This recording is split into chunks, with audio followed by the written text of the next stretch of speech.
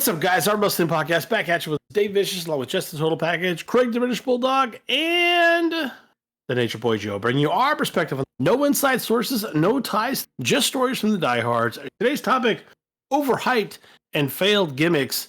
Cinco, according to Craig. Give our audio fans, give us a listen on Apple, Spotify, SoundCloud, and iHeartRadio, or watch at Our Wrestling Channel, and check out exclusive content on Daily Motion at Our Wrestling Podcast, and you can follow it on Instagram at O.W.P 2019 and give us a follow, or on Facebook at Our Wrestling Podcast. The overhyped and failed gimmicks is becoming quite popular and a lot of fun. Jess, thanks for putting these together. I think it was our first multi-topic thing that I ever did. I think so. Sounds about right. I mean, the Legacy kind of was too, but I think overhyped and failed gimmicks was the first like gimmicky topic that I knew I'd be making multiple parts of. We're only up to 5. I don't know. I'm asking you, like I'm the one that should have done the math. Like I know you put the numbers together. I'm a But let's roll right in. Oh, you're gonna love this one. I can't believe this thing went for almost 2 years. Outback Jack and the WWF went from 1986. So I wrote this topic like a while ago, and we haven't gotten around to this topic. I wrote it like a month ago, and right now I didn't even bring the notes up. I'm like, I don't even remember what I put on here. And you said Outback Jack, and I went. He's like, oh my goodness. It's ridiculous. Like I said, made his debut in November of '86. He was brought to the WWF in response to the mainstream popularity of Crocodile Dundee. They like the movie. That shit was on fire, dude. That's not a knife. There it is. Yeah. Thank you. Yeah. This is a knife. Yeah. What did he say? That girl's not a girl. She's a goy. Yeah. He's like, what? No, she's not a Sheila? Yeah. All that stuff. Yeah, wearing an Australian bush jacket, he appeared in several vignettes hyping his debut by showing him in the wilds of the Australian outback. Good to see you. Outback Jack and down under Australia. You know, this place has got the lot. It's got excitement, danger, and everything. If it's not the Roos, the Crocs, or the Buffs, it's the Aborigine fellas running around everywhere. They tell me it's got about as much excitement as the World Wrestling Federation. So, mate, I'm going to hump me bluey and get over to the US of A and have a lash at the WWF. They tell me there's no Roos or Crocs over there to worry about, just the occasional scheming snake. You think I can do it? Matey, I'm Outback Jack. No worries. But he was also on an ice cream bar. And he was also like, so to me as a kid just starting to get into wrestling, he was kind of the shit, and you had no clue. Like, remember I don't know how I would have thought about it when I was remember the 80s WWF magazine? In the middle, they had all the merchandise. Yeah. And Outback had his own fucking shirt. Like, 'cause all the wrestlers wore their shirts in it, and they're like, look at my shirt. And he's all, look at me, mate. Like, and it was like, what the fuck, Outback Jack? For no reason. Like, and we didn't even see him on TV that much. Growing up, I probably only saw 2 of his matches. Now I go back on Primetime Wrestling and I find a few more here and there, and I'm just like, the guy never fucking wrestled. Like, but we saw him all the time in magazines, and like Craig said, he was on Ice Cream Bar. And the Ice Cream Bar. Yeah, and you would just hear about him all the time, and you're like, I've never seen this fucking guy. I don't think he ever had a decent match. You know what his shit finisher was? No. It was called the boomerang. So he would get his opponent would get up, and he would clothesline him regular. And then he would wait for his opponent to get up, and then he'd clothesline him from behind and then pin him. And it was called the boomerang. It's good. It's really fucking good. And I did not make that up. And it seems like I did, but I did not. Like, that is the thing. Despite multiple vignettes, the WWF machine was never able to pass lower mid-card status. He only won over jobbers. He just didn't want the brass ring, I guess. He just doesn't have it. Doesn't fucking know what he's doing. Shitty boomerang, Jack. Yeah, which is like, why don't you do this boomerang thing? I'm sure they all. Did they sell boomerangs? No, because they didn't want kids to throw things at each other. No, they might have. They might have. Foam boomerangs? Like, why wouldn't they have done that? I don't know why. I'm seeing something in my head like that. No joke. You were like WrestleMania 3, why they didn't have like Paul Hogan show up to be in the corner of Outback Jack. Of Outback Jack. To take on like Nikolai or something, some dirty. This is my cousin. Yeah. Crocodile Dundee. You may know him. That would have featured match, like the Iron Sheik against Crocodile Dundee. whether they were foam or real, you were growing up in the area of the Jart. They would have sold that shit if they guaranteed. I was thinking it probably wasn't like real boomerangs because they don't want to throw them at the wrestlers because that would be silly. Like, but I was like, wonder like they had to have had something like that. That's probably the only reason why they didn't. It was probably the obvious thing, and they're like, they're gonna throw like boomerangs at the heels, and they'd be okay. I think we all had Nerf boomerangs. We all did. We all remember. Yeah, they were out. And it should make the noise like the Nerf footballs when you throw them. They go arrow like across the thing. The fucking boomerang would be all arrow. Fucking throwing them in the arena. G'day, Max. G'day, mate. As it flies by. G'day, mate. If you're laughing now, you're gonna laugh at my severe uncomfortableness of this next one. Oh god. And I have to. I know which one that is, Dave, and I know which one this is, and I put it on purpose because you made me ixnay the one episode that we did. Yes, just to give context, Jess and I at one time when Craig wasn't part of the pod yet, Joe wasn't either. We tried to do racism in wrestling as an episode, and it came out so brilliant. Terribly. It was brilliant. I like where this is going. It might have been brilliant, but it wasn't of today at all. Like we would have been canceled. Like it was so bad.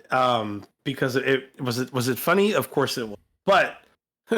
The just kept playing the theme song of this particular band during that pod, and you can hear my chair squeaking because I'm squirming in my office chair the entire time when Jess is trying to explain about how it was more me being Vince talking about how it's fine. And that's 100%, it's fine. He's fine. Like, David, listen to the theme song. Right. And the theme song is literally them starting a lawnmower with the Mexicools. And the Mexicools were in the WWF in 2005. Not that long ago. We're talking less than 20 years. Psychosis, Super Crazy, and Juventud Guerrera are three very talented wrestlers. Yeah, three incredible wrestlers.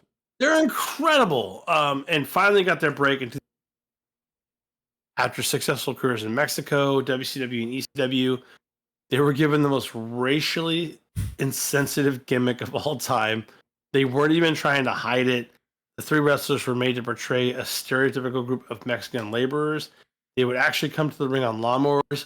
And the picture that Jess has here, they're wearing like the whole work onesie where you would step into it. I don't remember this. They came down on a riding lawnmower. At all? They came down on a riding lawnmower. Yeah. It was terrible.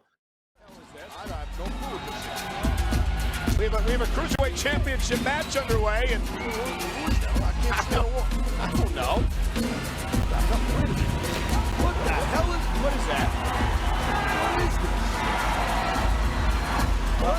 That's it. I don't get it. I believe it's a lawnmower. I know you don't cut your own yard, but I do believe that is a lawnmower. I know what a lawnmower is, but I can see it's a I get that, but what the hell is what's this then? Yes. Shit. No, but somebody that you know what he did. The idea did. No, he didn't get pitched nothing. He saw the stereotype working on his lawn. You all know this. This is facts. I don't have any proof. It's fact. He's offended. What? That guy looks cool. Because Vince is like, is it a WWE movie? Then I didn't watch it. If it's not my movies, I didn't watch it. You know, I don't have time. I'm working out at 3 a.m. Like, he didn't, like, I get it, like, it's that time of frame, Joe, but it just doesn't. That lawn looks really cool. Right around that same time, I think Taco Bell had a new food called a Mexi Melt. I mean, I think it was, it's in the. We're just trying the same boat. It's in the, Do you think Vince was eating those? It's in the same ballpark. Yep. You know? It's a steak wrap. It was delicious. It was delicious, by the way. Yeah, I'm just saying. Yeah. Again, this was by far the most uncomfortable pod I ever did, and I'm glad it failed because if it was succeeded, you're not getting my audio ever. If it succeeded, like it would be like they would have to prolong it. So I'm glad it failed because if it succeeded, like for 15 years they rode lawnmowers down. Like their Hall of Fame package would be like they mowed their way into your hearts. Dude, this year in the Hall of Fame, brum, brum, and the lawnmower starting. It would cut to someone and be like, and that's when I started was when you heard that lawnmower start and that chain go. Yeah, they would have to talk. You knew. You heard those mariachis? You knew it was time. You knew it was time to put on your sombrero WWE and Hall your of Fame. poncho and get excited. I'm getting uncomfortable all over again. It's so silly. And you're just exactly how we laughed the entire time on the pod when it was just me and him. It was like, wow. That's exactly how we would laugh at it. We'll get away with it. Like you can double our subscribers. If we double our subscribers, Jess will release the audio. No more details. It'll only be his audio because the other one it was trash. I think I legitimately did. Oh yeah, you deleted it. Because Dave's like, I'm not even gonna put it in the folder. I'm like, ugh, boring. And then, well, boring. Same boring. Jess. I will do an impression of Dave and fill in the blanks of Jess. But Jess legitimately listened to his end. Jess did legitimately listen to his end. Later, like, yeah, that was really bad. I was like, it was really. I was just trying to be Vince. I wasn't myself. I was being Vince. No, it was not Jess at all. It was him like portraying Vince, which, by the way, was probably 98%. It's exactly how it happened. I'm not gonna redo it now because then we won't release your audio. But like. But he was like, Dave, listen to the theme song. And he would play it's exactly how Vince came up with the idea. I'll just leave it at that. There's no question in my mind. It's exactly what Vince talked about. Yeah, absolutely terrible. And it really is bad too, because that kind of talent was just totally he wasted. couldn't just push them as good wrestlers. He had to he couldn't help himself. No, he had to put a stupid racist gimmick on him, like straight up. It was dumb. Here's a good one. God, these are all WWE. The next one is Manitar in 1995 WWF. This picture's fantastic. I hope. I don't even know if I remember this. It was a short time. It's horrific. Like it's fucking horrific. Yeah, so with a ox mask on. Is that who it was? It was John Tenta? It wasn't Earthquake. It wasn't Earthquake. No. It's Mike Hellick. That debuted in 95. He would frequently headbutt move. It's he would do the bull charge when the bull roughs his foot like against the grass. Like he would do that with the and he had it was like a bison, right? Like a bison top. Yeah. And he put it on top of him, and then he would just be like he would try to gore the prelims and they get out of the way, and then he would take it off, and then like he was just a bald guy, like a stocky, not even very tall, but like stocky, kind of like almost like a Bigelow kind of build. And then he just fucking had like black. He was only 6 foot too. Yeah, he was a short guy. And he would do like charge like a bull would or whatever, and like it was awful. And then his music I think was like and like menacing music in the back. It was ridiculous. It was awful. Like it was just pure awesome. That's so funny. It's exactly what it was. Yeah, I'm being serious again. I'm not. It sounds like I'm making all three of these up. I'm not. Like, you're not. You're absolutely. I remember all three. Actually, all four because there's one more after that. I remember every single one of them. Oh, thank God. Not to Jim Johnston, like back in the documentary, be like, when I'm thinking of Mantar, I'm thinking of an animal. You kind of want to get the cadence of their walk. But he likes Steely Dan, so it's like don't like Jim Johnston. Believe it or not, Mantar did actually make his first pay-per-view appearance. He actually was on a pay-per-view. Did he win? In the 95 Rumble. He competed. He won the Rumble match. He lasted 9 minutes before Lex Luger took him out. Oh, fuck. I thought he won. Welcome back, everyone, welcome back. What is this? Don't be afraid. Sit back down, McMahon. What is this? What's it look like? Making his way. It looks like a half man, half beast. Hey! Bingo! $64,000 question is answered, ladies and gentlemen. Half man, half beast. What is a half man, half beast? What do you call him? Mantar? Mantar, that's right. Baltimore, Maryland. Fame. It's black screen, just totally black. And it just shows him like gory David Wall, also affectionately known as Mantar. Like Fuck. If you think that's What bad, if Triple H just goes full boat on like this, and it's like so he's gonna it's like main guy is gonna be Dave Bautista, followed up by his like Manitar, Mexi Cool. I mean, I'm half joking, but like I'm half joking, but there absolutely should be like a failed gimmick branch of the Hall, like every fucking year. Like there absolutely should be. Yeah.